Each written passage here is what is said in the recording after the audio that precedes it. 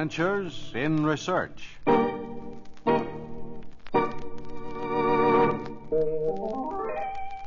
This is the story of a gravel pit, of a hoax that took more than 40 years to discover, and of a man who took 500,000 years to die. This is the story of Ioanthropus, the Dawn Man.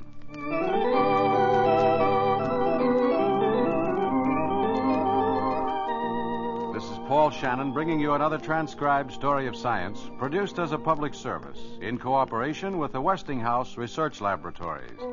And today telling you the story of the Dawn Man, who was thought to walk the earth 500,000 years ago, and whose death dispelled a mystery that began with a lawyer's walk on a farm road in England. In 1908, two figures strolled down a quiet country road near Piltdown Common, Sussex, England. And if we could have listened, their conversation might have gone something like this. Hang it, Dawson, it just makes sense, that's all. You're an anthropologist. Anyone with an ounce of sense has to agree with Smith's theory. The brain must have led the way in the evolution of man, and the rest of the modifications in the body followed. Now, easy, my friend. You asked me an opinion on Dr. Smith's theory, and I told you I didn't agree with it. Don't bite my head off, Banks. I admit it's my hobby, studying the old and the ancient. I enjoy it, but I find the day too lovely to ruin it by getting embroiled in any argument. I'm not arguing, Dawson. I'm just trying to get you to see sense. Why, good heavens, man, it stands to reason that the brain must have come first, and the rest of the changes followed. Which means that there must have been an ancient man with a human brain, but with ape-like features. I tell you, Banks, when Dr. Elliot Smith can locate such a fossil creature, perhaps I'll believe his theory. Well, we can't manufacture one for you, you know. But one will be found. Someone somewhere will discover a specimen, and when he does, it will show a skull with a developed brain, but with all other features of the simian strain, and then we shall see. Honestly, Banks, I don't care to pursue this discussion any further. I enjoy these walks, getting out in the fresh, open country air, drawing it deep into my lungs. But I like it unpolluted with scientific argument that... Hello. And now, what are you staring at, Dawson? I see they've repaired this road since I was out last. No, and about time, too. Worst ruts in the county. I don't know how I stand being driven out here, jolted to jelly with... Are you listening to me, Dawson? I say, take a look at this. They've just repaired the road, that's all. Filled up the ruts and holes. But what have they filled them up with? Let me show you. Here. A peculiar brown flint, isn't it? But how should I know? Well, I do. I never saw gravel like this before in this region. Nothing like that around here at all. If I know anything about rock, this must be a very, very old formation. Well, I don't understand. Neither do I. But come on, we're turning around. I want to find out who repaired this road and see where they got the gravel. Here you be, Governor. All that fill came from this gravel pit right here. Yes, sir. Farmer sold it to us. Said 'twas no good for farming, so I struck up a jolly good bargain with him. I see. Yes, the same peculiar brown flints. Eh? Nothing peculiar about it, Governor. Right good fill is all. Now, if you need any for your lot or your yards, why, you just say how much you need. No. I'm not interested in fill, but I am interested in this gravel pit. How long have you been digging in this pit? Oh, I don't rightly recollect offhand. It may be a month. No, couldn't be a month. Let's see. It started over here on the 10th. No, before that. Because it was right after little Willie got over the creek. Yes. You haven't found anything of unusual interest, have you? Unusual interest? Say, you don't mean gold, do you? You think there might be... Not gold, but something almost as valuable. Would you be good enough to keep a sharp eye peeled for any fossils? I will reward you. Fossils? Oh, you bet your life, Governor. Now, if you'll just tell me what one of these here fossils looks like... Fossils, my good man. Fossils. Bones. Bones? Oh, now that does queer it. You think this used to be a cemetery once, eh?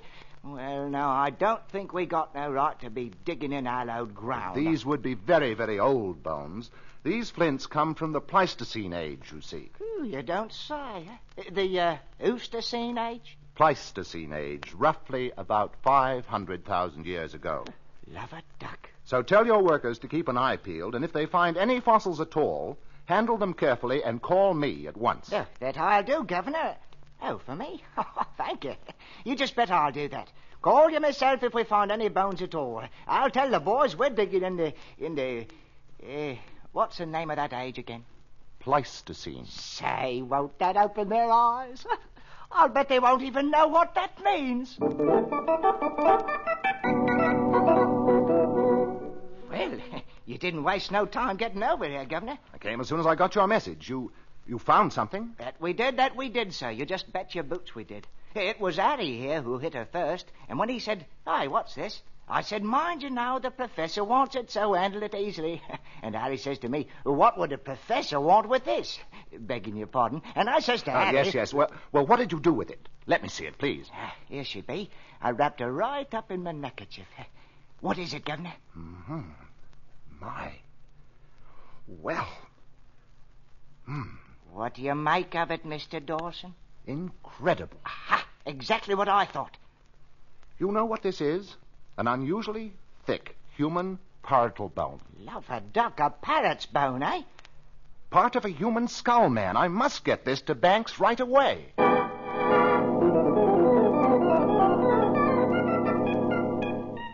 The workers kept digging in the gravel pit, and over the next few years unearthed more and more of this ancient fossil. Cranial fragments, part of a lower jaw with 2 teeth, nasal bones. And the scientific world was excited over the discovery. Sir Arthur Smith Woodward of the British Museum said, Eoanthropus, the Dawn Man. 500,000 years ago, this man walked the face of England. Note the large brain case, so much larger than any other fossil yet unearthed. Yet the jaw still maintains the anthropoid characteristics. Amazing mixture of evolution. I might say that this Dawn Man, this fossil found in Piltdown, truly represents the changing characteristics of the human brain, all embodied in this one man. Why, the Piltdown Man might well be the missing link. The scientific world soon became involved in a great argument over this Piltdown Man. Many felt, as Smith Woodward did, here was a great discovery that shed new light on primitive man. Others were a bit dubious. Yes, but how do you possibly reconcile the brain size of your Dawn Man? His brain case is as large as modern-day man. Are the ideas of gradual development of the cranium wrong? There are always those of you who refuse to face facts when they are right in front of you. It is obvious the brain development of ancient man came first, and only then came the other changes in body structure. Yes, but look at the teeth. Why, they're worn down flat, unlike any tooth ever found in a member of the ape family. Exactly. Worn down exactly like a human tooth. How can you possibly contend, then, that this is an ape's jaw? Supposing all this to be true, and mind you, I don't think all these bones came from the same animal, but supposing, for the sake of argument, they did. Now, how did this Dawn Man of yours, 500,000 years ago, how did he get here to England? My dear Clark, it is obvious. He was here. He must have crossed from the continent when this island was part of the mainland, long before the forces of time cut the English Channel through. I see. Your Dawn Man existed, and any argument against this fossil you blithely sweep away and say, these bones prove themselves and disprove everything else. The strangely worn teeth in the ape-like jaw, the amazingly large brain case, temporarily silenced almost all arguments. The original finder was honored. And so I propose that this tremendous discovery, the archaeological find of the century, be named in honor of the man who first discovered the Piltdown Man. In Mr. Dawson's honor, I christen this tremendous scientific discovery Eoanthropus dawsoni, Dawson's Dawn Man. And so a generation of school children studied the Piltdown Man, and a good many scientists added another root to the family tree. But many scientists were disturbed. However, they could do little but work and investigate quietly, and strange things began to come to light. These teeth, they are like no teeth I've ever seen. Here, have a look. Although they are embedded in this ape-like jaw, they're not simian teeth. They're worn down like human teeth, but not quite like that either. almost as though someone had taken a file to them and worn them down to give the appearance of the wear on a human tooth.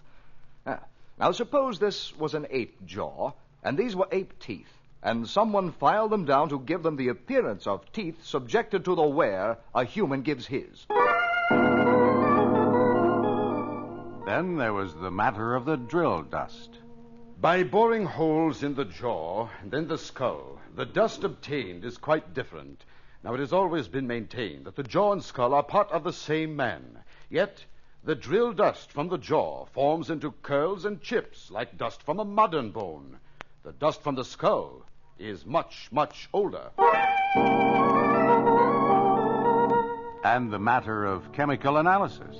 We have examined the fluorine content of these small samples. You will note that the percentages definitely establish the skull fragments as quite old, probably Upper Pleistocene. The jawbone and teeth are modern, very recent, in fact.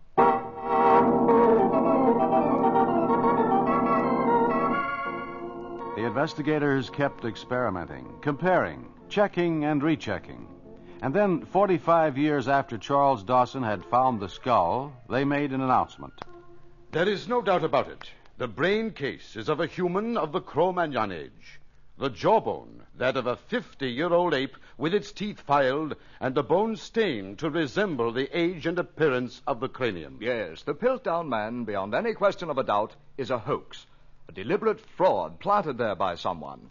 It is a carefully planned, skillfully executed, elaborately conceived hoax.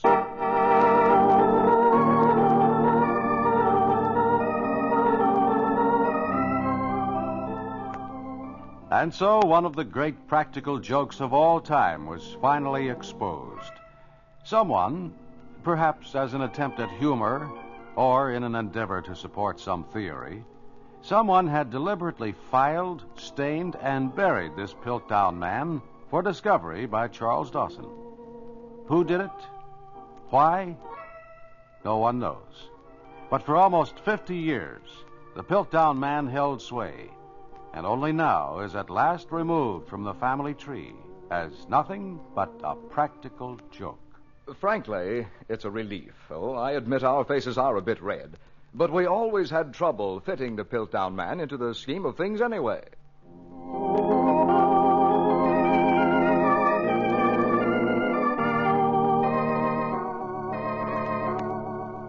The perpetrator of the hoax, whoever he was, has probably long since passed away, quietly pleased with himself over the hue and cry caused by Dawn Man. Eoanthropus Dawson, the Dawn Man. Really a very fitting name after all. For there really was a Dawn Man, you know. A mysterious figure in the last cover of the darkness before dawn, busy with his spade and shovel in the Piltdown moors, chuckling softly to himself as he hides the homemade treasure of 500,000 years ago and set in motion a fascinating adventure in research.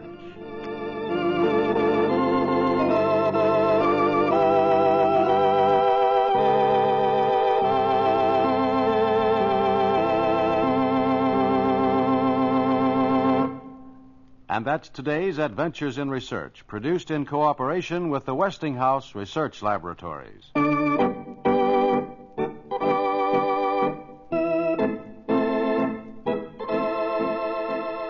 These programs are broadcast to Armed Forces personnel overseas through the facilities of the Armed Forces Radio Service.